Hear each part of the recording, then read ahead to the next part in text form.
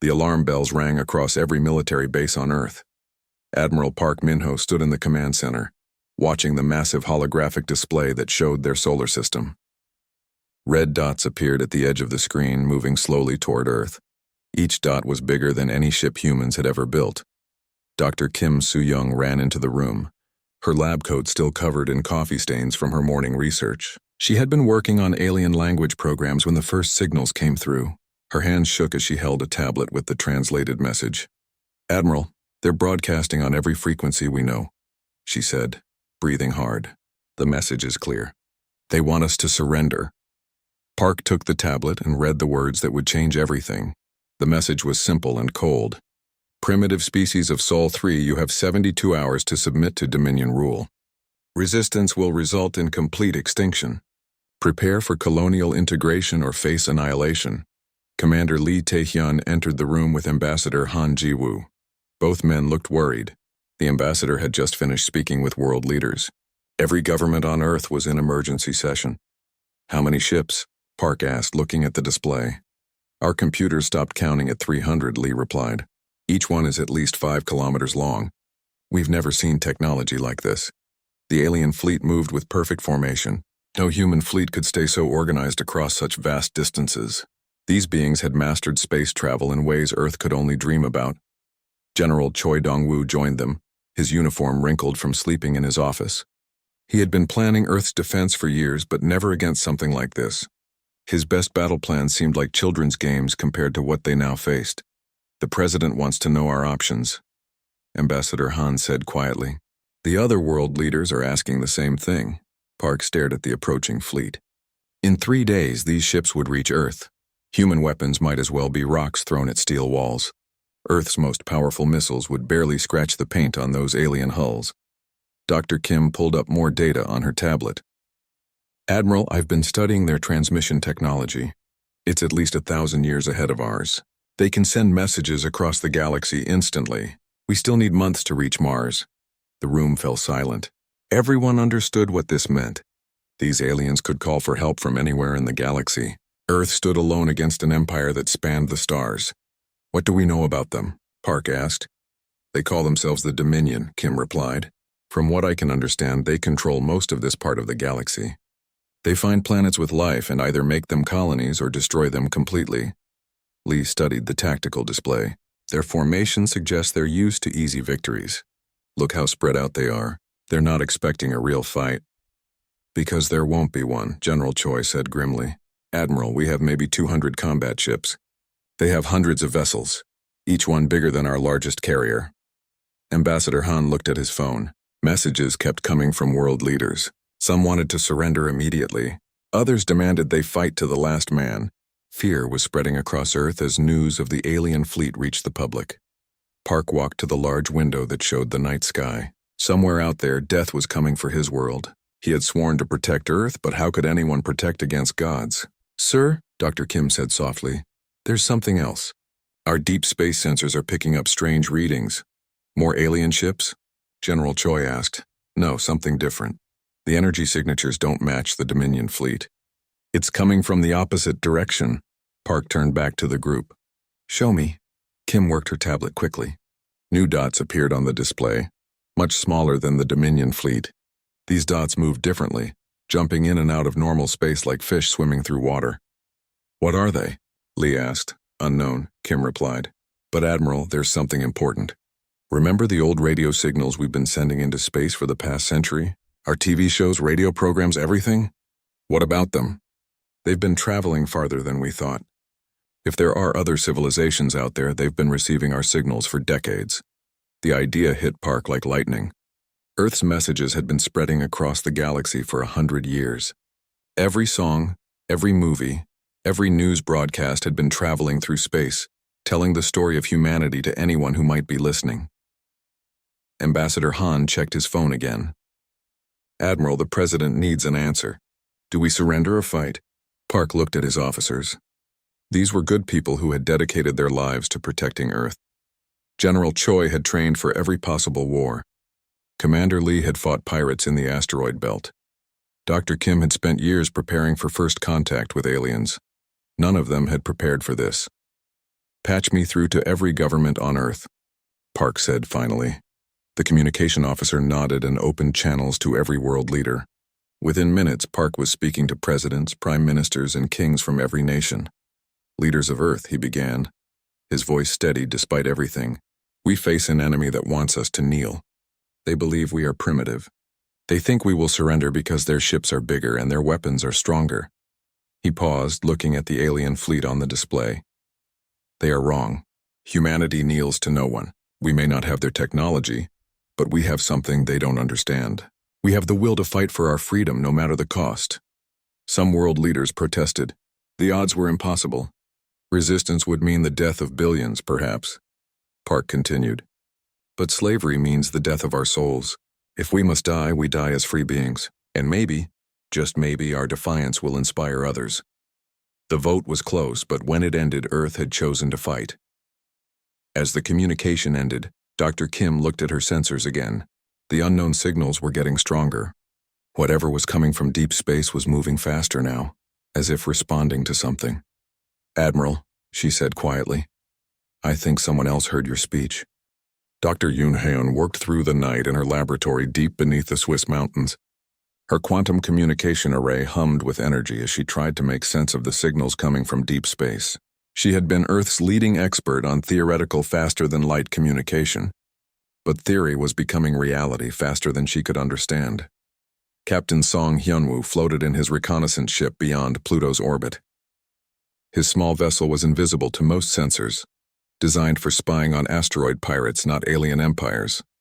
But he was the farthest human from Earth, and his sensors were picking up things that made no sense. Control, this is Song. He spoke into his radio. The unknown contacts are definitely not Dominion.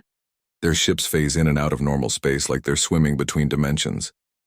Back on Earth, Dr. Kim Soo-young studied the transmissions her team had intercepted. The signals weren't random. They formed patterns like language, but in frequencies that human ears could never hear. She fed the data into her translation computers, hoping to find meaning in the alien words. Engineer Bae Jin-soo stood in the ruins of what had been a secret government project. For 20 years, Earth's best scientists had been trying to build a faster-than-light communication device. They had failed every time. But now, with alien technology to study and the pressure of invasion, Bae was making connections he had never seen before. Dr. Kang Miran floated in a submarine beneath Europa's ice sheets. The Jupiter moon had always been humanity's most mysterious frontier. But 3 days ago, her deep drilling team had found something impossible. Buried 2 kilometers beneath the ice were ruins that clearly weren't human. The architecture was strange, beautiful, and very old. The metal doesn't match anything in our periodic table, she reported to Earth. But the power sources are still working after what looks like thousands of years. And there's writing everywhere. Admiral Park stood in the command center, trying to process information from a dozen different sources. The Dominion fleet was still approaching, now only 60 hours away. But the mystery signals were multiplying. His deep space sensors showed contacts appearing all over the galaxy, all heading toward Earth. Dr. Kim burst into the command center with a tablet full of translated text. Her face was pale but excited. Admiral, I've broken part of their language. The transmissions aren't from the Dominion. They're from someone else entirely. Listen to this, she played an audio file. The translated voice was mechanical but clear. The youngest children sing their defiance. The song reaches across the void. Ancient promises stir in forgotten places. Commander Lee studied the tactical display. Sir, these new contacts don't move like any ships we know. They appear, disappear, then show up somewhere completely different. It's like they ignore the laws of physics. General Choi joined them, holding a report from Dr. Kang's team on Europa. Admiral, you need to see this. The ruins on Europa contain star maps. They show the position of every world in this part of the galaxy, including Earth. But the maps are thousands of years old. Park read the report quickly. According to the archaeological data, the ruins predated human civilization by millennia. But whoever built them had known about Earth and marked it as significant, long before humans had even invented writing. Dr. Yoon's voice crackled over the communication system from her underground laboratory. Admiral, I'm picking up structured signals from 17 different sources. They're all transmitting on frequencies that our old radio and TV broadcasts used. It's like they're responding to something they heard from us. The pieces of a puzzle were coming together, but Park couldn't see the full picture yet. Earth wasn't the first world to resist the Dominion. The ruins on Europa proved that other civilizations had been here before. And somehow, humanity's radio signals had reached across the galaxy to wake something that had been sleeping. Captain Song's voice came through the speakers again. "Control, you're not going to believe this. One of the unknown contacts just appeared next to my ship. It's huge, maybe 10 kilometers long, but it doesn't show up on most of my sensors. It's like it's half in our dimension and half somewhere else." "Can you communicate with it?" Park asked. "I'm trying, sir. Wait, I'm getting something. It's transmitting on an old Earth frequency, the same one we used for our first moon landing broadcast." The signal was weak and full of static, but the translation came through clearly. "Children of Soul 3, your voices have traveled far. We remember the old songs. We remember the old promises. The galaxy is not as empty as the Dominion believes." Dr. Kim's computer systems lit up with new data. Transmissions were coming from across the galaxy now, all using frequencies that Earth had been broadcasting on for decades. It was impossible, but the evidence was clear. Humanity's radio and television signals had been traveling through space, reaching civilizations that the Dominion thought were extinct. Engineer Bay made a breakthrough in his laboratory.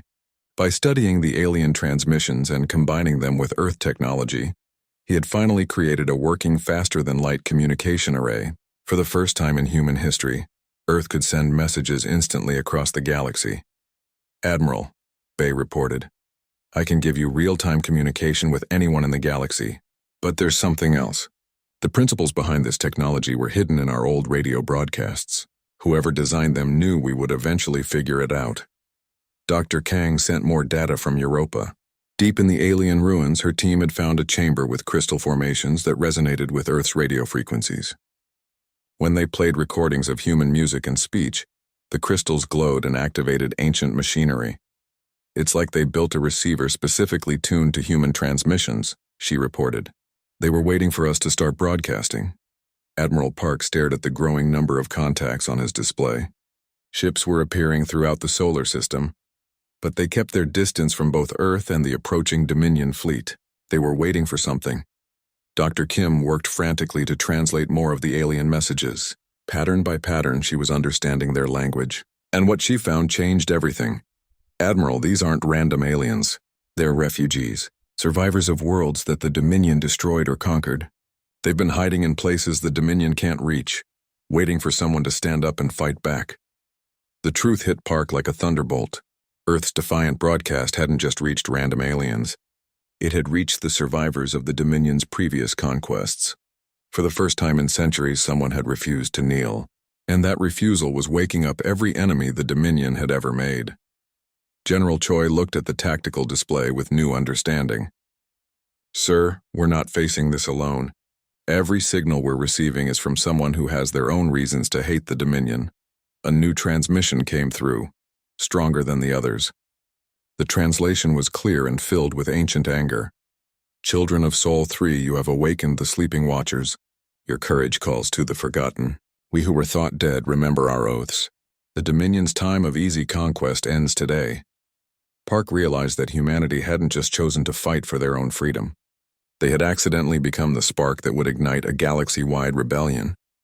Earth's simple radio broadcast, sent into space with no expectation of an answer, had become a rallying cry for every civilization that had ever suffered under Dominion rule. The Dominion fleet was still approaching, confident in their overwhelming power. But they were flying into a trap centuries in the making, triggered by humanity's refusal to surrender. Dr. Kim looked up from her translations with wonder in her eyes. "Admiral, we're about to meet some very old friends, and they've been waiting a long time for this fight." Admiral An Kyungmin coordinated the largest space battle in galactic history from his command ship hidden in the asteroid belt. Around him, tactical displays showed the impossible. Over 3,000 Allied vessels facing down the Dominion's invasion fleet. The enemy had come expecting easy conquest. Instead, they found a galaxy's worth of rage waiting for them. Wing Commander Nam Subin led Earth's fighter squadrons through the chaos of battle. Her small craft darted between massive alien vessels, human technology enhanced with Keltharian biosystems, and Void Walker phase generators. She could appear anywhere on the battlefield instantly, strike with weapons that bent reality, then vanish before the enemy could respond. "All squadrons, this is Nam," she broadcast to her pilots. "Remember, we're not just fighting for Earth. Every enslaved world in the galaxy is watching. Show them what freedom looks like." The Dominion fleet had entered Earth's solar system in perfect formation, their massive ships moving with the confidence of beings who had never known defeat. Their commander, Supreme Admiral Vextar, stood on his flagship's bridge believing he was about to add another primitive world to the Dominion's collection. Then the trap closed. Void Walker ships materialized from dimensional space, appearing inside the Dominion formation like ghosts becoming solid. Keltharian biovessels emerged from what looked like empty space, having hidden by mimicking asteroids and space debris. Crucible collective drones swarmed from hidden bases throughout the solar system. The Dominion's first shock was seeing technologies they thought extinct. Their second shock was realizing how those technologies had been improved by human creativity. Chief Engineer Oh Sang-hoon watched from Earth's moon base as his hybrid weapons came online. Human kinetic weapons combined with alien targeting systems could punch through energy shields that had protected Dominion ships for centuries. Railguns that fired Crucible Collective smart metal projectiles sought out weak points with mathematical precision. "Target their command ship," Admiral An ordered. "Show the galaxy that their leaders bleed like anyone else." The battle spread across the solar system as the Dominion fleet tried to regroup. But they were fighting enemies who understood warfare in ways they had never imagined. The Void Walkers attacked from directions that didn't exist in normal space. Keltharian bioships could reshape themselves to counter any weapon. Human fighters used tactics no computer could predict because they were based on emotion rather than logic.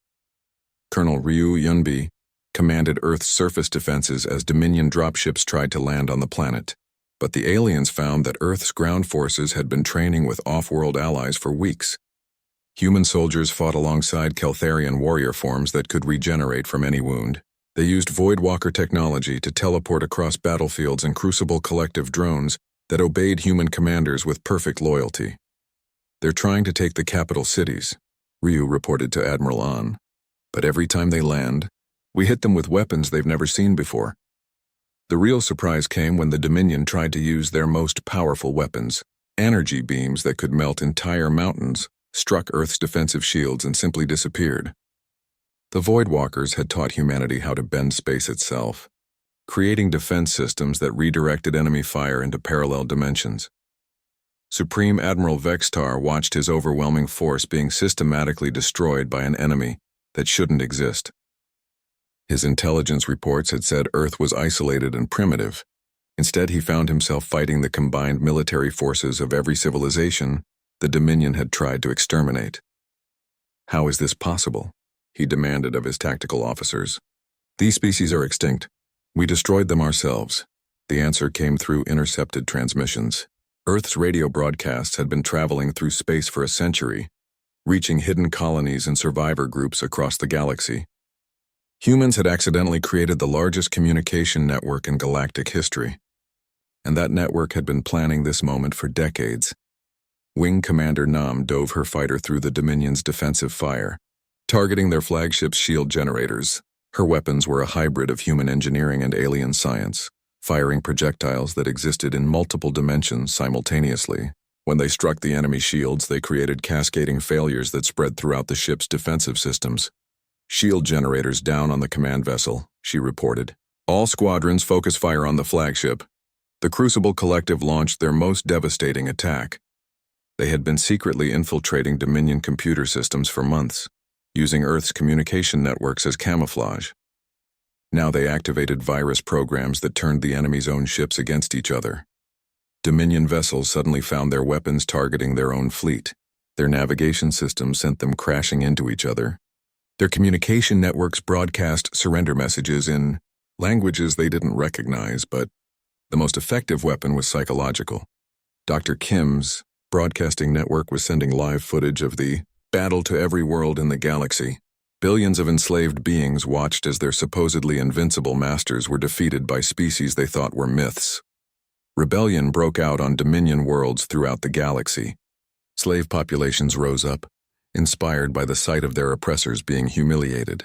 Communication networks that the Dominion had used to control their empire were now carrying messages of revolution and hope.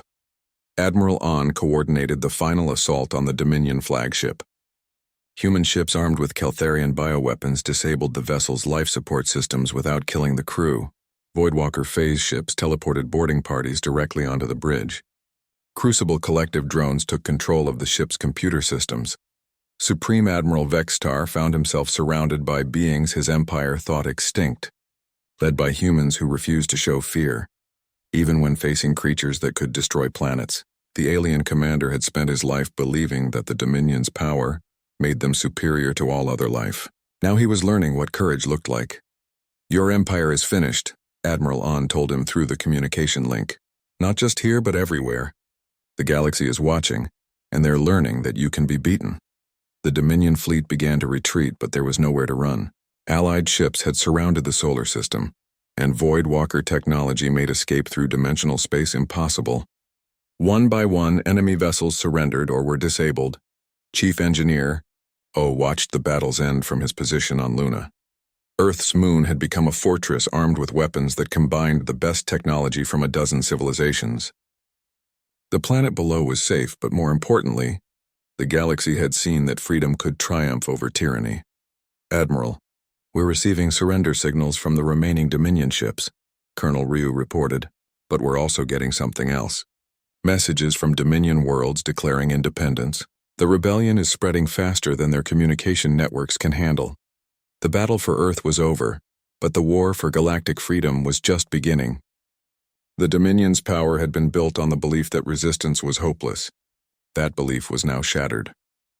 Wing Commander Nam landed her fighter on Earth's surface, knowing that she had just participated in the most important military victory in galactic history. The Dominion fleet had been destroyed or captured, but the real victory was what happened next. Across the galaxy, enslaved worlds were declaring independence. Former Dominion governors were being overthrown by their own populations. Communication networks were carrying messages of hope and coordination between rebellion movements. Admiral An received reports from across known space. The Dominion's vast empire was collapsing as world after world chose freedom over security. The technology and tactics Earth's allies had shared were spreading to liberation movements everywhere. "Sir, we're getting a message from the Dominion's capital world," Dr. Kim reported. "Their population is in revolt. They're asking for our help in establishing a free government." The irony was perfect. The Dominion had come to force Earth to kneel, but instead, they had awakened something that would bring their entire empire to its knees. Human courage, combined with alien technology and the communication networks built from decades of radio broadcasts, had created a revolution that spanned the galaxy. As the last Dominion ship surrendered, Admiral An looked at Earth hanging in space behind him. The small blue world had become the symbol of freedom for billions of beings across the galaxy, and the war to liberate that galaxy had only just begun. Fleet Admiral Quan Minji stood on the bridge of Earth's newest battleship, watching as impossible things happened in the space around her world. Ships were appearing from nowhere, each one different from the others, each one representing a civilization that should have been dead.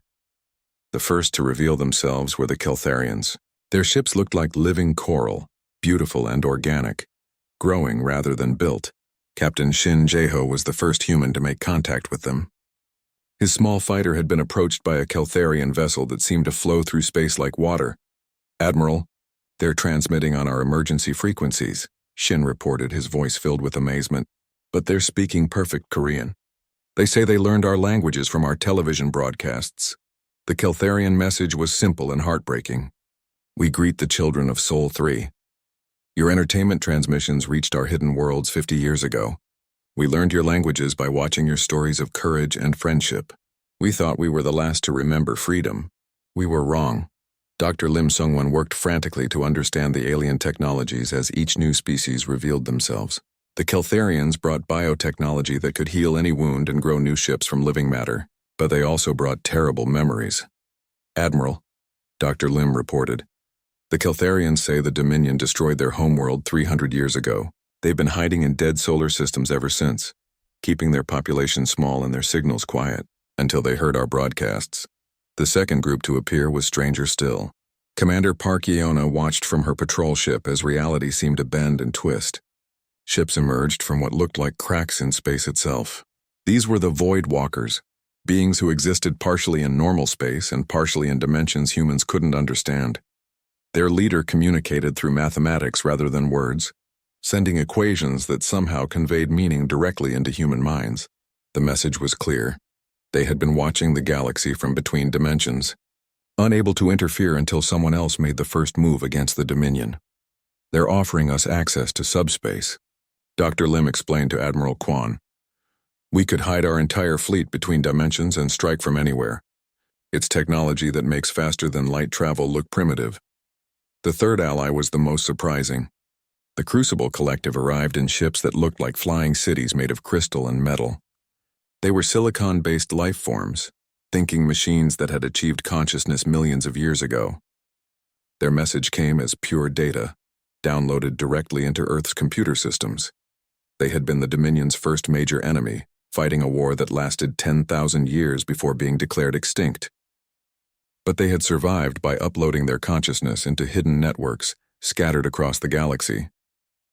Earth's digital broadcasts had reached them through quantum networks, showing them that organic life could still choose freedom over security. Admiral Kwan coordinated the growing alliance from Earth's command center. Each species brought not just ships and weapons, but knowledge and history. The Keltharians shared biological sciences that could revolutionize medicine.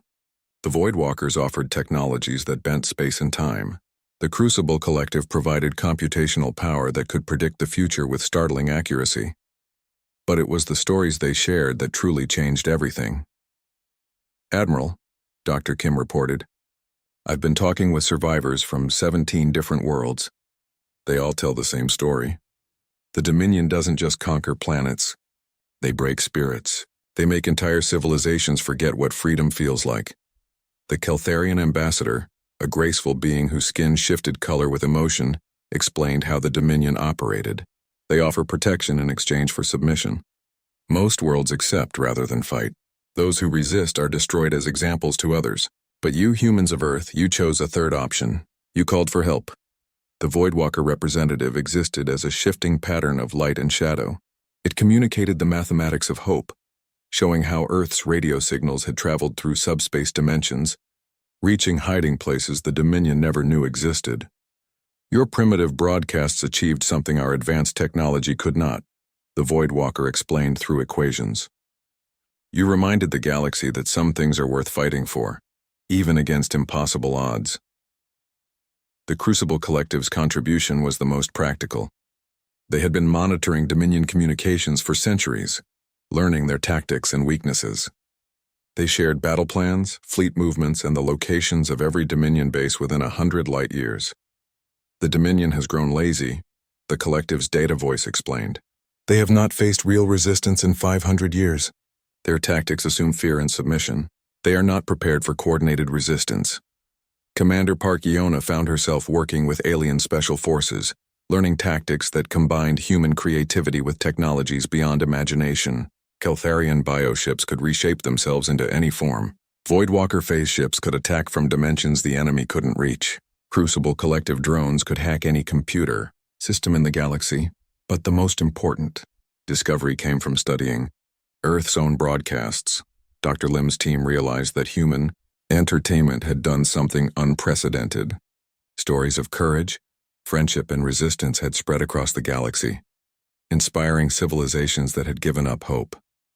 Admiral, we're not just fighting for Earth, Dr. Lim reported. Every species here learned about concepts like democracy, individual rights, and peaceful resistance from our movies and television shows. We accidentally taught the galaxy how to be free. The alliance grew stronger each day. New ships appeared as word spread through hidden networks. Former Dominion slaves began sabotaging their masters' equipment. Neutral worlds started sending secret messages of support. Admiral Kwan watched the tactical displays with growing confidence. The Dominion fleet was still approaching, still confident in their overwhelming power. They had no idea that Earth's solar system was now protected by the largest anti-Dominion alliance in galactic history. How many ships do we have now? she asked. Captain Shin consulted his displays. Over 2,000, Admiral. And more arriving every hour. The Dominion has never faced anything like this. The alien ambassadors gathered on Earth to plan their strategy. The Keltharian spoke of biological weapons that could disable Dominion ships without killing their crews. The Voidwalker calculated attack patterns that would use dimensional warfare to bypass enemy shields. The Crucible Collective offered AI viruses that could turn the Dominion fleet against itself. But it was Admiral Park Min-ho who provided the crucial insight. "We're thinking like this is a normal war," he said to the assembled aliens. "But the Dominion's real power isn't their ships or weapons. It's fear. They rule by making others believe resistance is hopeless." The alien ambassadors considered this. They had all lived under the shadow of Dominion power for so long that they had forgotten what confidence felt like. "What do you suggest?" the Keltharian asked. Park smiled grimly. "We show the galaxy that the Dominion can be beaten. Not just defeated, but completely humiliated. We make them look weak and foolish in front of every world they rule." The plan that emerged was audacious beyond belief. Instead of hiding and using guerrilla tactics, the Alliance would meet the Dominion fleet in open battle. They would broadcast the fight across the galaxy, showing every enslaved world that their masters could be defeated. Dr. Kim made the final preparations for galaxy-wide broadcasting. Using the hybrid human-alien communication networks, she could send live video to every civilized world in known space. "Admiral, when this battle starts, everyone will be watching," she reported. "This isn't just about Earth anymore. This is about the future of freedom in the galaxy." As the Dominion fleet entered the outer solar system, they sent their final ultimatum. "Submit now or face annihilation. This is your last chance." Admiral Kwan responded with a message that was broadcast across the galaxy. "This is Admiral Kwan Minji of the Earth Defense Force. We do not submit. We do not kneel. And we are not alone. To every slave world listening, watch and learn. Today, tyranny dies." The Dominion fleet suddenly found itself facing the impossible. Where they expected to find a primitive, defenseless world, they discovered the largest allied fleet in galactic history, armed with technologies from a dozen extinct civilizations and led by beings who had forgotten how to fear. The battle for Earth was about to begin, but it would really be a battle for the soul of the galaxy. President Lee Ga-young stood before the newly constructed Galactic Freedom Council building in Geneva, watching representatives from 200 different worlds take their seats for the first democratic assembly in galactic history. 6 months had passed since the Battle of Earth, and the galaxy was still learning what freedom meant. Admiral Park Min-ho, now Supreme Allied Fleet Commander, coordinated liberation efforts across 50 star systems. Former Dominion worlds sent desperate pleas for help as they tried to build new governments without the oppressive structure they had known for centuries. Some succeeded brilliantly.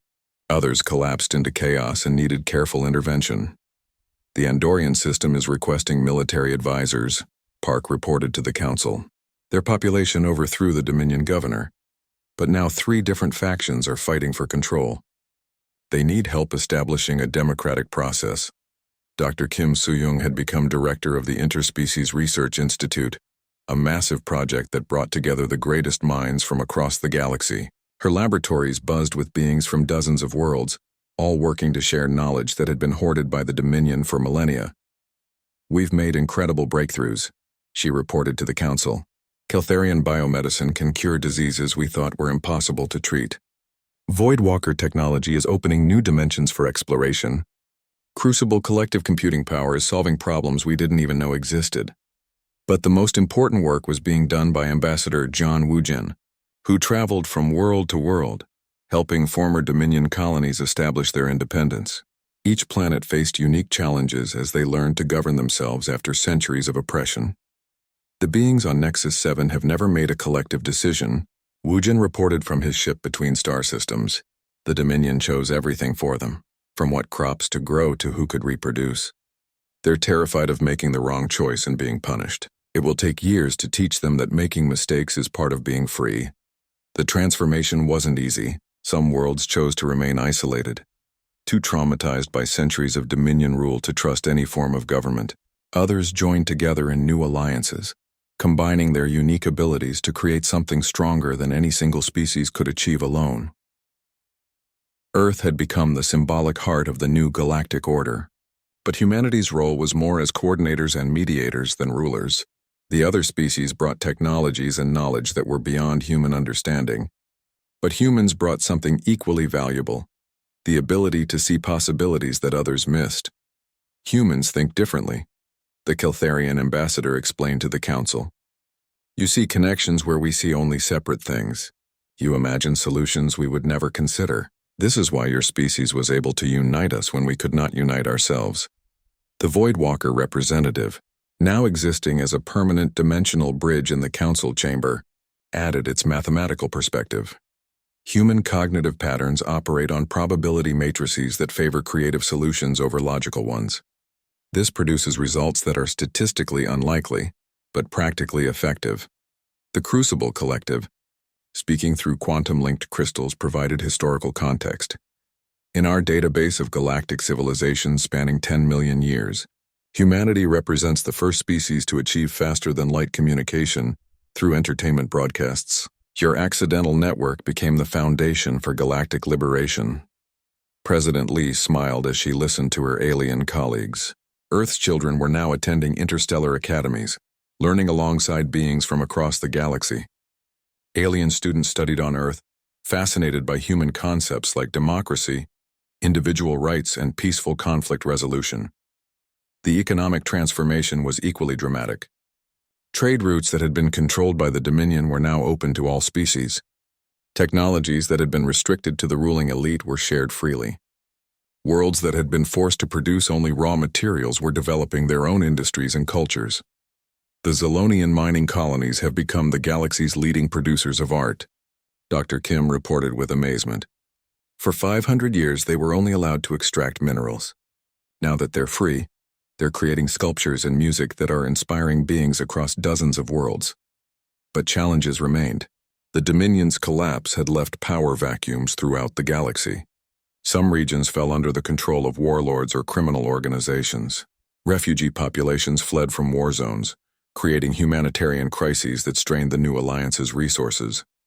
Admiral Park coordinated relief efforts with military precision. We have 17 refugee camps requesting emergency supplies, he reported. The good news is that 43 worlds have volunteered to provide aid. The spirit of cooperation is stronger than ever. The former Dominion capital had become a symbol of transformation. The massive fortress world that had once controlled the galaxy was now a center for refugee assistance and cultural exchange. Former Dominion officials who chose to cooperate worked alongside their former victims to build new institutions. Ambassador Wu Jin returned from his latest diplomatic mission with encouraging news. The Outer Rim territories are forming their own council, he reported. 12 species that had never cooperated before are working together to establish trade agreements and mutual defense pacts. Not everyone embraced the new order. Remnants of the Dominion military had formed terrorist cells that attacked liberation movements and assassinated democratic leaders. Some worlds chose authoritarian governments, fearing that too much freedom would lead to chaos. Freedom is harder than slavery, President Lee acknowledged during a council session. Slaves only need to obey. Free beings must choose, and choices have consequences. Some will make bad decisions, some will fail, but they will fail as free beings, and that matters. The technological exchange between species was producing innovations that surpassed anything the Dominion had achieved. Human creativity combined with alien science created solutions to problems that had plagued the galaxy for millennia. Dr. Kim's teams developed universal translation devices that allowed instant communication between any two species. Poverty was becoming extinct as worlds shared their abundance with those in need. Diseases that had killed billions were eliminated through cooperation between species with different biological solutions. The cultural exchange was even more remarkable. Human movies and music had inspired the rebellion, but now Earth was receiving art, literature, and entertainment from across the galaxy. Stories of courage and hope were spreading in forms that no single species could have imagined. The crystalline hive mind has composed a symphony that tells the story of our liberation, Dr. Kim reported with wonder. It can only be heard by beings with quantum-sensitive neural structures, but they've created visual representations that humans can experience. It's the most beautiful thing I've ever seen. The military alliance had evolved into something much greater. The Galactic Freedom Council wasn't just a government. It was a new form of civilization based on cooperation rather than domination. Each species contributed what they could and received what they needed.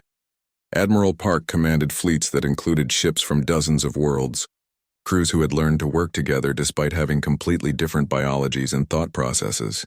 A human pilot, a Keltharian navigator, and a Crucible collective tactical officer, he mused. 6 months ago, that would have been impossible. Now it's just another day at work. The children born after liberation were growing up in a galaxy their parents could never have imagined. Earth schools taught classes in dimensional mathematics and bioengineering, alongside history and literature. Alien young studied human concepts of democracy and individual rights as fundamental subjects. But perhaps the most important change was psychological.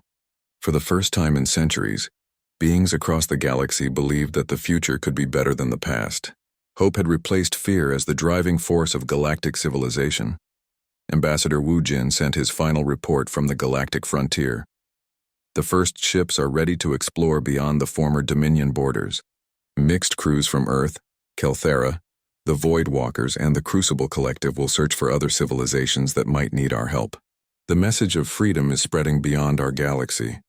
President Lee concluded the council session with words that would be remembered across the galaxy.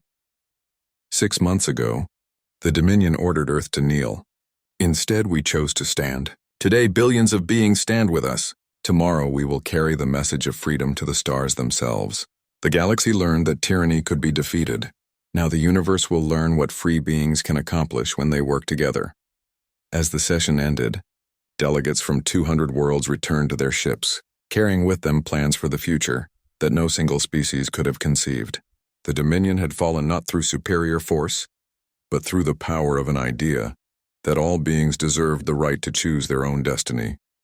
Earth's radio signals had traveled across space for a century, accidentally creating the largest communication network in galactic history. That network had awakened sleeping giants and inspired impossible alliances. Now it carried new messages.